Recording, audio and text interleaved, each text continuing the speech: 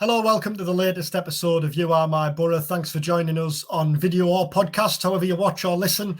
Myself, Dom Shaw, and Scott Wilson will talk latest things Boro. Well, I say latest things Boro. We're actually not doing that. It's a video and a podcast with a difference today. We've talked or suggested, and we've had a couple of suggestions about kind of best Riverside 11s and best Boro 11s and that sort of thing.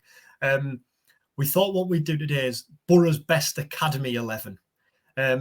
Which has meant I've spent the last half an hour digging through the academy list, and I just hope I haven't missed out anyone blatantly obvious, because I'm sure obvious. Yeah.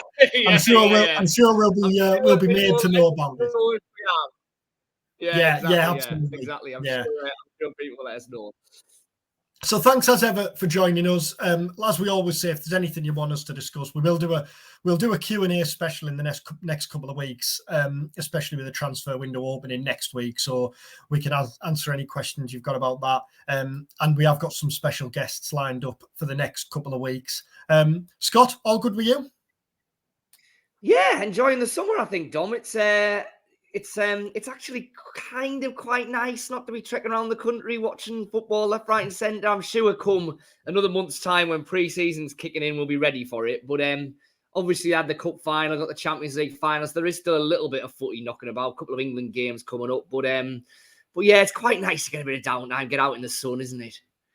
And this kind of couple of weeks, it's as quiet as it gets football-wise. I know there's a Champions League, but in terms of Boro, like local football, domestic football, Yes. No pre-season yet, no fixtures yet, really, other than pre-season fixtures confirmed, no transfers yet. It's just a case of getting through these next couple of weeks, really, isn't it? It is the quiet spell, isn't it? You always get this, that kind of straight after the season, players go away on holidays, agents are either on holiday or tied up with players at tournaments. You know, there's under 21 tournaments going to be happening, under 17 tournaments, etc., etc. So they're not really working on deals at the moment. You know, there's talks. We know that Boro have irons in the fire. That, you know, clearly the loan lads have gone back. There'll be ongoing talks about them right through the summer. There's talks about other signs and everything. But yeah, in terms of the real nitty gritty of transfer stuff, we're not there yet, and we probably won't be for another couple of weeks really, until people start coming back for pre-season, and that tends to focus players' minds, doesn't it, in terms of where they want to be. Right, let's get stuck in.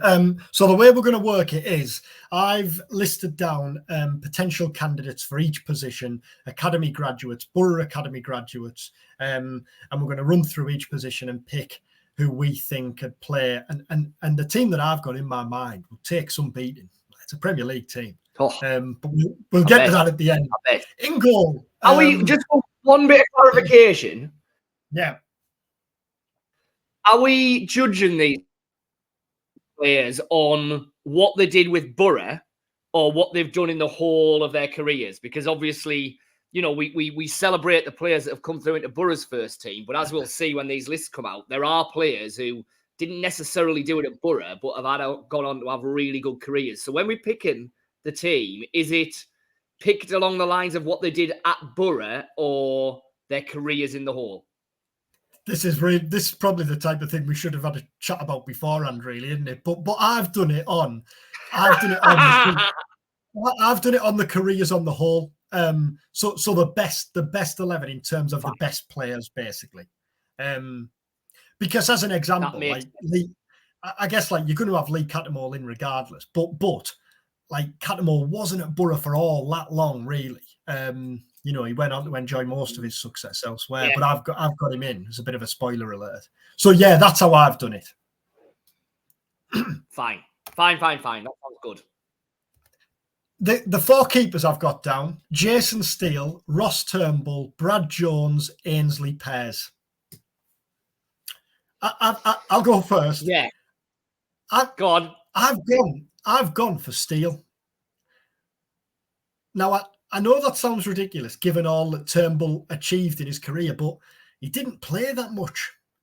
And I know Steele had a rough time when he went to Sunderland, and he spent a lot of his career on the fringes as well, really. And it's only this season that he's quite remarkably got back in the team at Brighton. But I thought Steele was unlucky at Boro. I thought Steele was a good, solid keeper at Boro. We all know what happened in that Leeds game, Aitor's first game, and then Karanka, for whatever reason, decided he wasn't for him. But I think had Steele played behind that rock solid defence, he'd have been fine in that Boro team. So I'm going for Steele. And just as an added aside, he's got one of the best hair transplants in professional football, which when you're follically challenged like me is always worth a shout. So I'm going for Steele. I would have to go Steele as well. I mean, Ross Turnbull's got an incredible array of medals, hasn't he? You know, he's the quiz question of, you know, which players has Champions League medals, this, that, and the other, you know, and has played like 20 professional games. So in terms of what he's gone on to achieve in his career medals wise, it's unbelievable. But you're right. I think both in terms of what they did when they were at Boro and then what they've subsequently done, I think you'd have to go with Steele. And the thing with Jason Steele is, I mean, I watched Jason Steele obviously at Sunderland when he was at his absolute lowest ebb. He was part of that team that got relegated under Coleman and Grayson in the kind of Netflix season that dropped out of the Championship. And all three of Sunderland keepers that season made horrendous howlers, Jason included. And you thought after that his career was pretty much at an end. And yet, like you say, he's gone to Brighton and he's ended last season, keeping Sanchez out of the team, performing heroics for a side that has gone on and qualified for Europe. So incredible, really. And yeah, I agree. I would have Jason Steele as the keeper. So that's a good start. We're in agreement. That's easy. Right backs. I've only got two down: Stuart Parnaby and Tony McMahon. I'll let you go first on this one. Yeah, I think out of it's an interesting one because they both kind of had their moments at Boro. Parnaby obviously was playing in a better Boro team generally, a better era.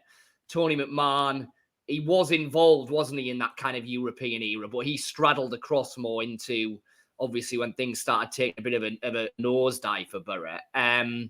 Neither of them really went on to do an awful lot post-Boro. I think I'd just give the nod to McMahon. I always liked McMahon. I thought he was a classic trier. Probably really made the most of what he had. I think that's fair. Primarily played at right back, although did slot in a few different roles during his time.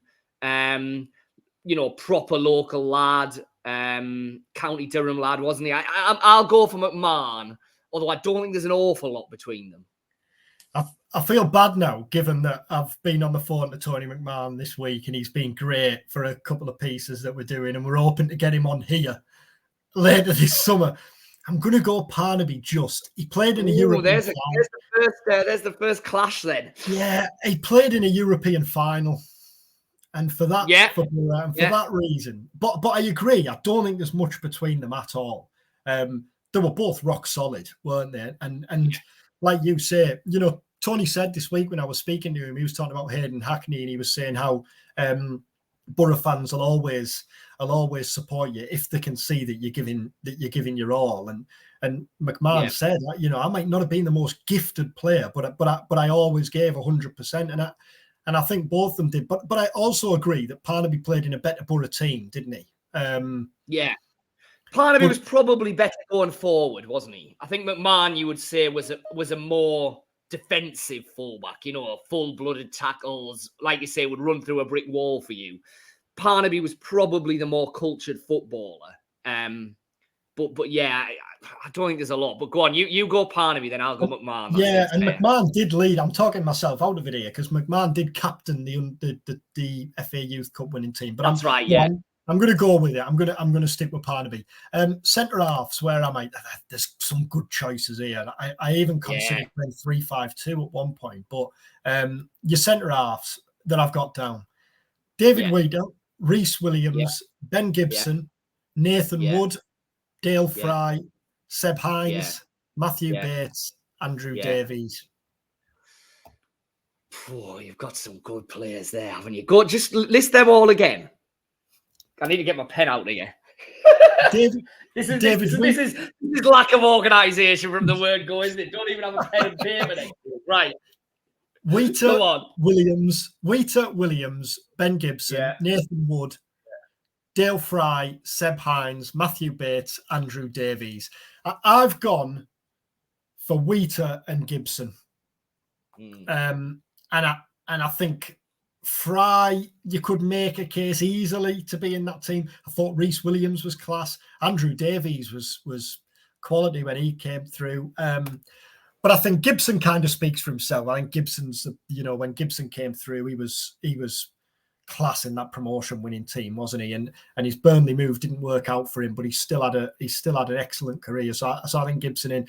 And I think Wheater, for that 2 or 3 year spell, called up for England, got his move to Bolton that he didn't really want, but obviously Boro had gone down and he kind of had to go. I'm going to go for Wheater and Gibson.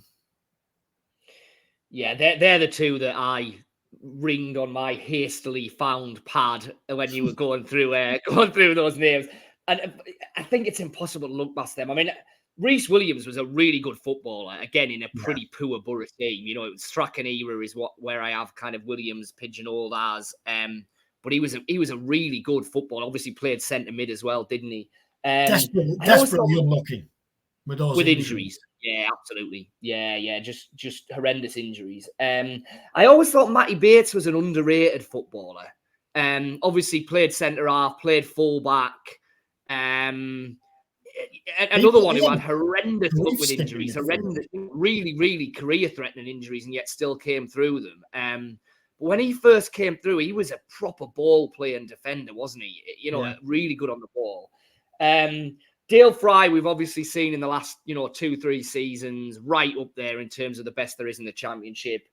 He'd be the one most knocking on the door, but I think you're right. I think it's impossible to look back. Ben Gibson, primarily because of that the promotion season, was just so good then. Getting talked about moves left, right, and centre, stayed with Boro, and then Wheater, the same really. Just a real solid. You kind of forget a little bit how good Wheater was because his career then did tail off at Bolton, and obviously he's ended up kind of with Darlow last season and all of that. But you're right, for those couple of seasons when he was at the top of his game, I mean, he was being linked with the very, very top clubs in the country, and like you say, got the call up with England, went on a couple of squads, didn't he? I think it's got to be Wheater and Gibson. And on the left, then the three I've got are Andrew Taylor, David Murphy, and Joe Bennett. And there's also kind of Jonathan Grounds played on the left. Hayden Coulson had that year when he broke through, obviously under Woodgate. But I think those three, I think Murphy, Taylor, and Bennett are the obvious three. Who's your pick first? I would have to go Taylor out of those. I mean, Joe Bennett did well, didn't he? Again, I keep saying this, but probably in not the best Boro teams, to be fair to him. Was a pretty athletic fullback, was an attacking fullback when they weren't necessarily massively involved. But Andy Taylor could do a bit of everything, couldn't he? He could attack, he could defend. He was pretty good with the ball. He was pretty solid in a tackle. Really nice lad as well, which I know shouldn't come into this, but genuinely was a really nice lad. And again, his career then went on a bit of a magical mystery too. And obviously he ended up with Bolton, didn't he? And when they were in absolute financial meltdown, he was the kind of PFA rep, wasn't he? It was the statesman-like figure in all of that and came across really, really well.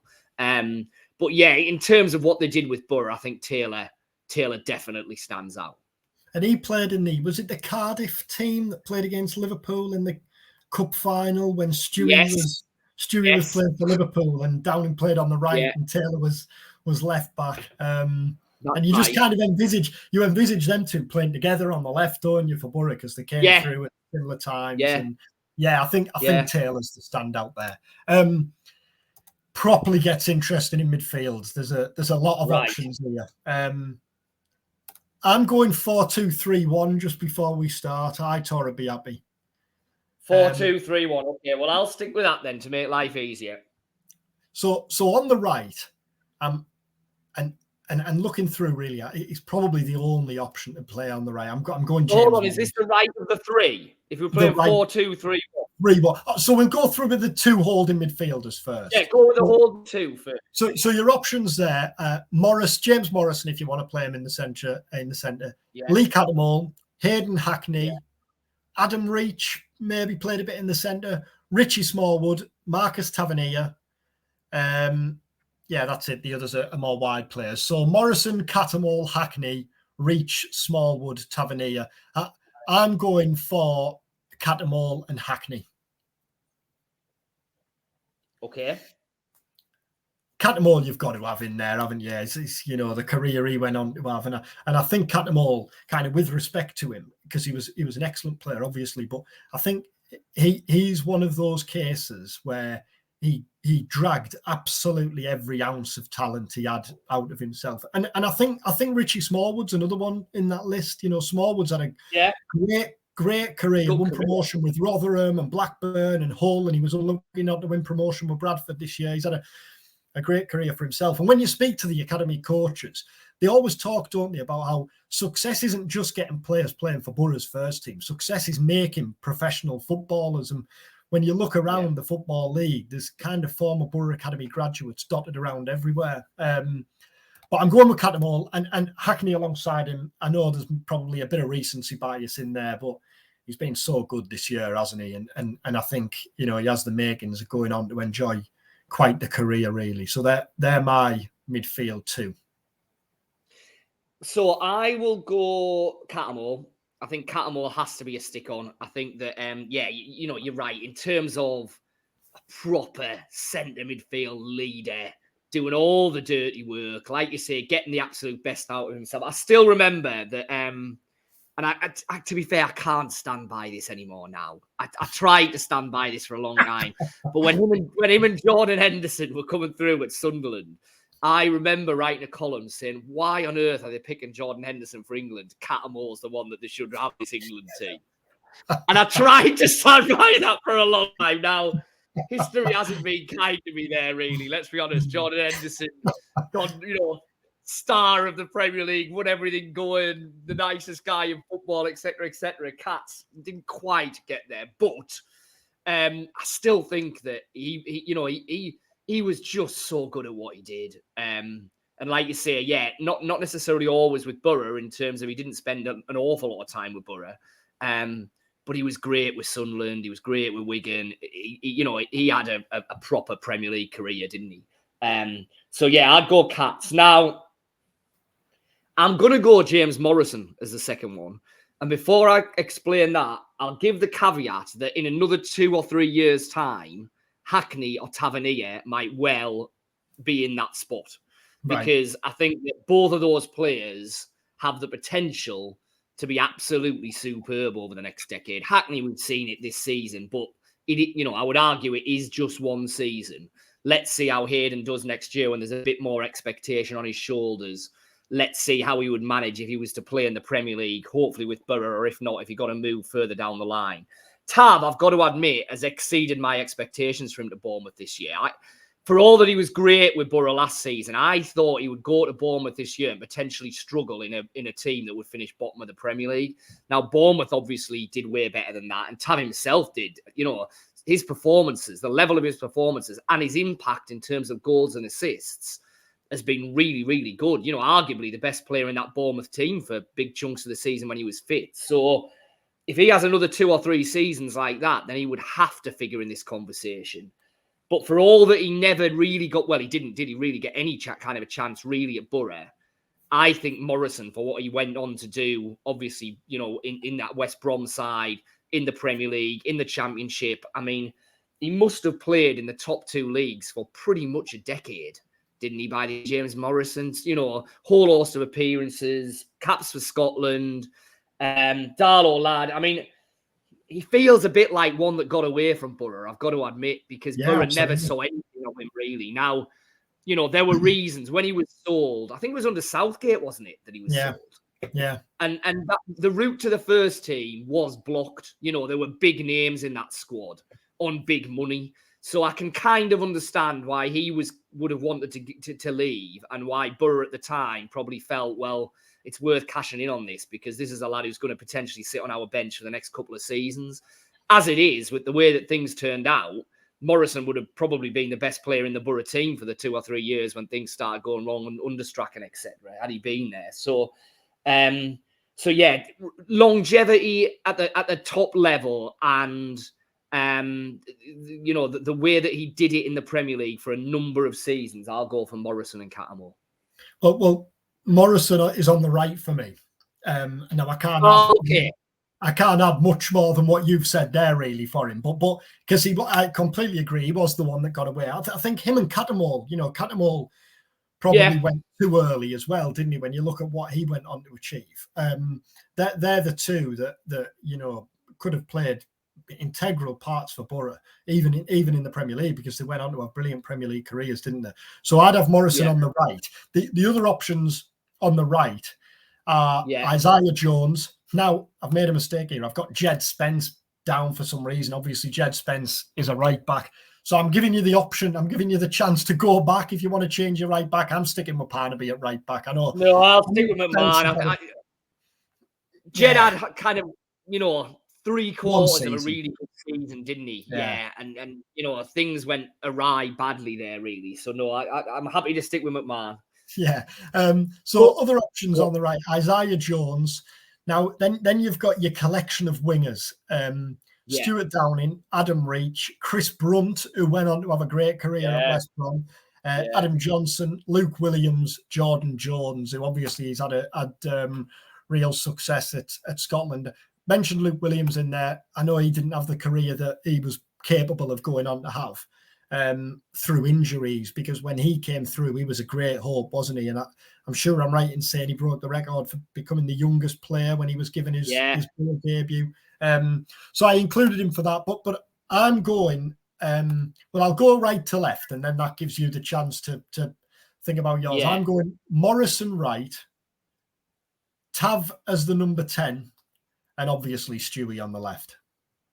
Right. Right. So yeah, that. Go on, you talk through that. You talk through that, and I'll have a little think, because you've kind of thrown me now here by me jumping in with those two. So I might have to have a little rejig.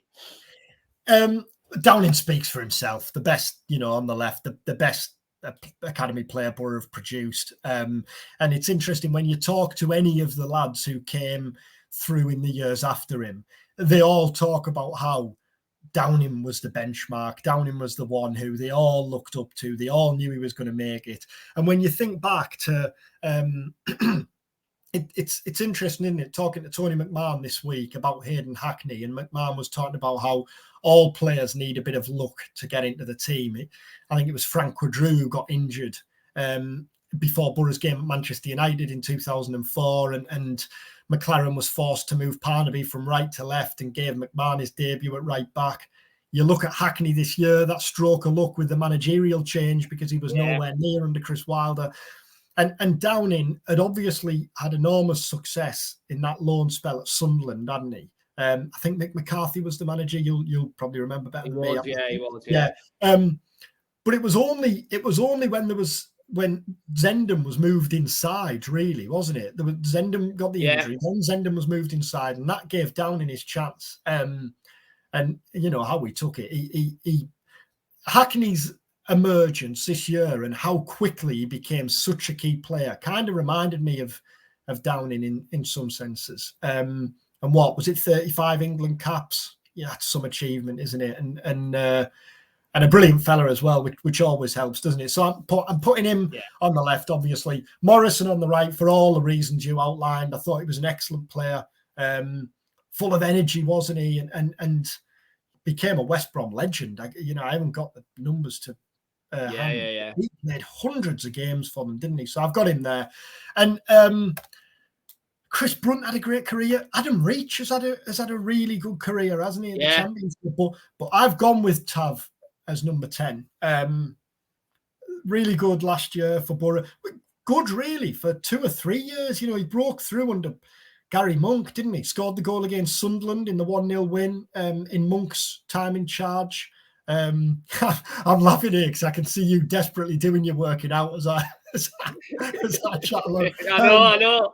And then obviously got his Premier League move last year, and I completely agree with you. In fact, in January or February this year, I remember thinking Tav might well get to this summer and regret his move, because at that stage I fancied Boro to go up and I thought Bournemouth were going to come down. And I don't think I was alone in thinking that Gary Neal wasn't going to keep that Bournemouth team up. Fair play to him to O'Neill for the job he's done, but to Tavernier as well for quickly making himself at home in the Premier League. And I'm gonna put him in as my number 10. Go on then. Have you had a rethink? Yeah, well, I can't really argue with much of your thinking there, to be perfectly honest. So I've gone for Morrison and Catamol as my kind of two, if you like. Yeah. And I'll stick with that. I'll stick with that. So Downing, like you cannot leave Stewie Downing out. You know, he is the shining light of Boro's academy, as you said. He was the trailblazer. You know, wonderful with Boro. I think sometimes academy players are easy targets, aren't they? And at certain times of his spells at Boro, some of the kind of stick Downing got, or the faint praise that he was being damned with, I just could never understand it. Like, you know, a genuinely world-class player who's played for some of the leading clubs in the world, who has won England caps, you know, man of the match, if memory serves me right, in a game against Germany in an England shirt. You know, proper Boro lad through and through as well. You know, he is what an academy is there for, isn't he? He's what it's all about. So, yeah, Downing, absolutely. And I was trying to think, could I fiddle this team around by getting... Because the interesting thing is, all of those players really are left wingers, aren't they? Yeah. Boro's, you know...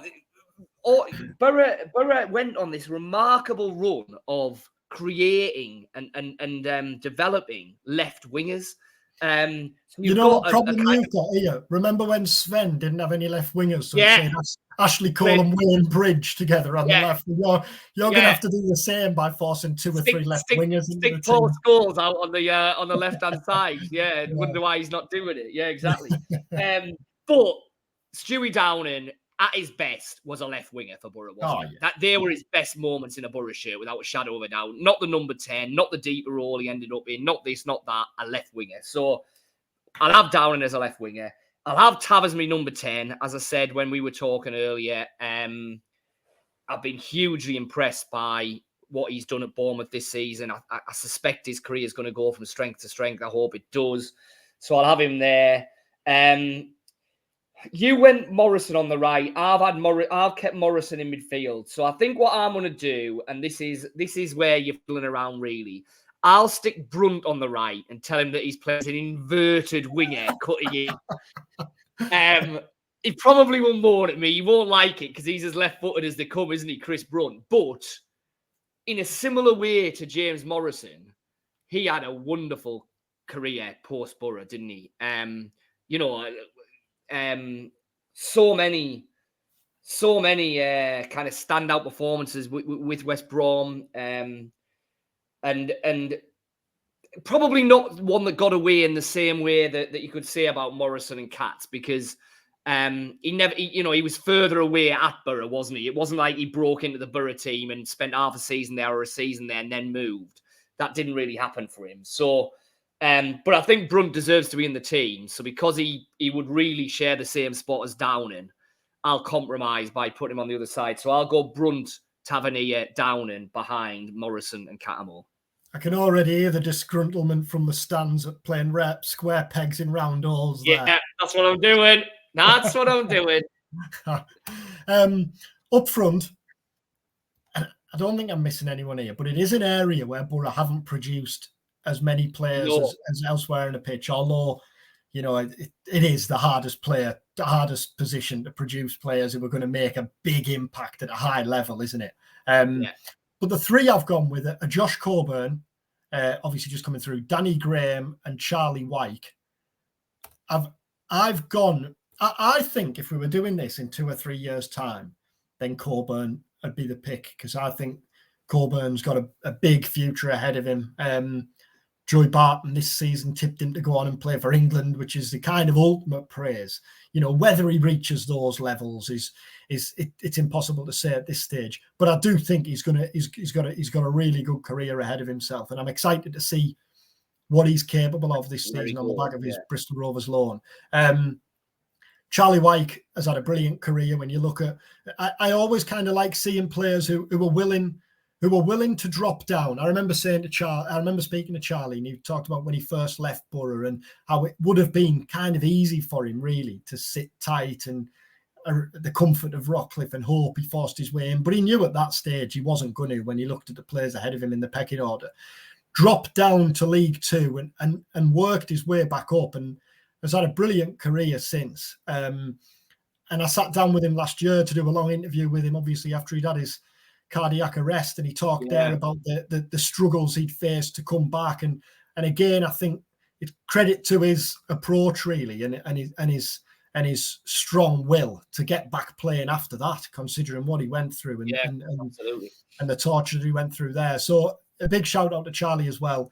But I think Danny Graham's the obvious pick. Played in the Premier League, made more than 500 professional appearances, a lot of them at a high level. And although maybe he was only at the top level for a relatively short period of time, Graham's leading the line for me.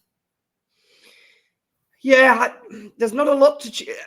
I think Danny Graham's career took him to higher heights than Charlie Wyke's, didn't it? As you said, definitely. And he had those little purple patches where he was really explosive, wasn't he? Cardiff, where he scored a lot of goals. Swansea. Watford, Swansea. But then also had periods in his career clearly where it didn't work for him. Coming back to the northeast, being an obvious example there. Charlie Wyke never got as high as Danny Graham, did he? But like you say, worked his way back, was absolutely integral to that Sunderland side in the season when he scored all of those goals. It's a very, very close call, that. I think you're right. I think because of the levels that he got, I think you've got to go Danny Graham.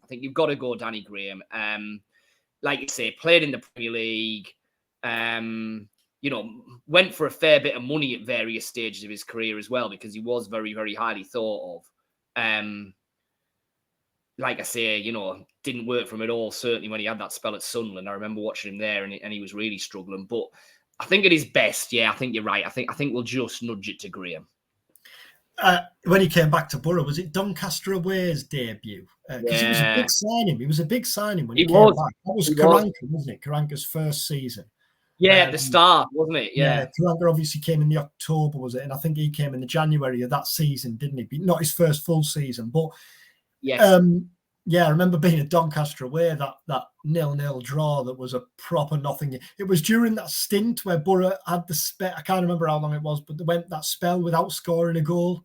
They weren't conceding either, but they weren't scoring. But it didn't work out. The other thing I always remember about Danny Graham, was it Charlton, where he scored his first goal for Boro and got knocked out in the process. He went through and won a header and got flat. Yeah, I think he knocked out. And he was laid flat out while the fans North Stand, it was at the North Stand, sang his name. But both going with Graham. Not a bad team. Yeah, I think so. I think, like you say, I do have a bit of a soft spot for White just because of the story. But I think you have to go with Graham. Yeah, I mean, look, I'm just looking here now. 38 goals in 91 games for Watford, 15 in 54 for Swansea. I think most of them would have been scored in a row. Then 1 in 37 for Sunderland. 6 in 18 for Boro on loan. I'm surprised it was as many as that, to be perfectly honest. Yeah. But then still 45 for Blackburn between 2016 2020. Yeah, I think longevity, like you say, the levels he was playing at, I think it's got to be Graham. When you look at that, I mean, if you count up the team we've gone through there, and that's without even the players we've left out, that the Premier League appearances that they'll have racked up there, the achievements, the silverware, it's some team, innit? No wonder really no wonder there's so much pride. Really is. So what's your final 11 then? My final 11, in goal, Jason Steele. My defence is Parnaby, Wheater, Gibson and Taylor. Midfield 2's Catamall and Hackney. My 3 behind is Morrison, Tavernier and Downing. And up front is Danny Graham. So we're pretty similar. I've got Steele in goal. I've got McMahon, Wheater, Gibson, Taylor. I've got Catamall and Morrison. I've got Brunt, Tavernier, Downing, and then I've got Graham. So yeah, we're pretty much the same, really. And like you say, you know, a real star cast, but also I think what's noticeable about it, and in terms of Boro's academy, is it a kind of cast that goes right through the ages. You know, Downing as the trailblazer, through a kind of Catamall and Morrison and Brunt, then through to your McMahons and your Wheaters, then to your Ben Gibsons and your Dale Fries who was knocking on the door, and then right up to date with your Tabs and your Hayden Hackneys and hopefully your Josh Coburns. So, you know, you're talking 2 decades there where consistently that academy has churned out top-class footballers, which is saying something, isn't it? And I think you know, we have had a couple of suggestions, haven't we, for doing an all-time Riverside 11. You were talking about Downing there. You'd be hard pressed to leave Downing out of that team, wouldn't you? You know, he'd be in mine. He'd be in mine, undoubtedly. Yeah, he'd definitely be in mine. He'd definitely be in mine because, yeah, you know, just on pure footballing ability alone, he'd be right up there. But then the fact that he had that emotional tie, he came back to the club. You know, we forget the whole saga when he was playing, even though he wasn't really contracted, and you know, you forget all of that. Yeah, you've got to have Stewie Downing, you know, right at the top of that academy pile. And like you say, in any 11 of the Riverside era, Downing would be my pick for the left. Yeah. Excellent. Well, let us know what you think.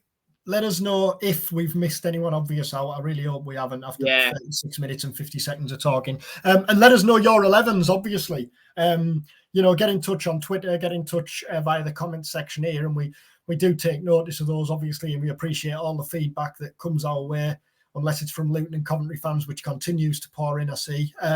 So, yeah, do continue to get in touch and let us know. As we said at the start, like, subscribe, and let us know if there's any other topics or issues you want us to discuss. We'll be back next week. We'll have a look at the summer transfer agenda ahead of the window opening, and we've got some special guests lined up in the coming week. So thanks again for watching or listening, and enjoy your weekend.